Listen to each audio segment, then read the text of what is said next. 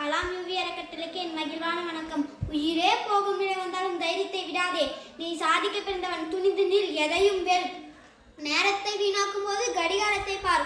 ஓடுவது முள்ளல்ல உன் வாழ்க்கை. கீழ்ப்படியை கற்றுக்கொள், கட்டளையின் பதவி தானாக வந்து சேரும் போன்ற சிந்தனை வரிகளுக்கு சொந்தக்காரர் சுவாமி விவேகானந்தர். அவரை பற்றி சில வார்த்தைகள் பேச வந்துள்ள. என் பெயர் பே. கௌசிக். 6ஆம் வகுப்பு ஊராட்சி ஒன்றிய நடுநிலைப் பள்ளி, சிறுவம்பட்டி, ஏரியூர் ஒன்றியம், தர்மபுரி மாவட்டம். நரேந்திரநாத் என்னும் இயற்பெயர் கொண்ட விவேகானந்தர் 1863 ஜனவரி 12ஆம் நாள் கல்கத்தாவில் விஸ்வநாத தத்தாவுக்கும் புவனேஸ்வரி தேவிக்கும் மகனாக பிறந்தார்.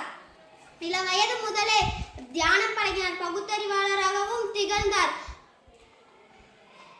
விவேகானந்தர் ஒரு சமூக சீர்திருத்தவாதி. இவரது சமுதாய சீர்திருத்த கொள்கைகள் இந்தியாவையே மட்டுமல்ல, உலகத்தையே ஒரு உலுக்கியது. வலிமை மிக்க 100 இளைஞர்களை என்னிடம் தாருங்கள், இந்த தேசத்தையே மாற்றி காட்டுகிறேன் என்று சொன்னார்.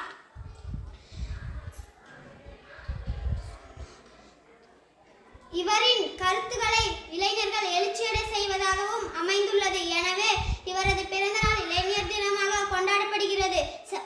இவர் இந்தியாவிலும் மேலை நாடுகளிலும் அத்வைத வேதாந்த தத்துவங்களை பற்றி பல சொற்பொழிவுகளை ஆற்றியுள்ளார். செப்டம்பர் 11, 1893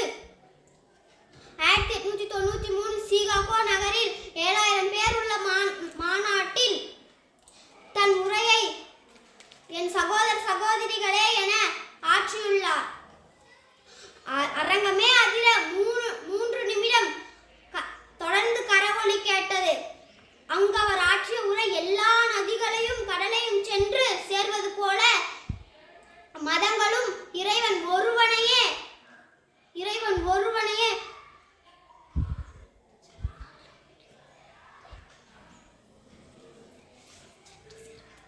அவ பார்க்க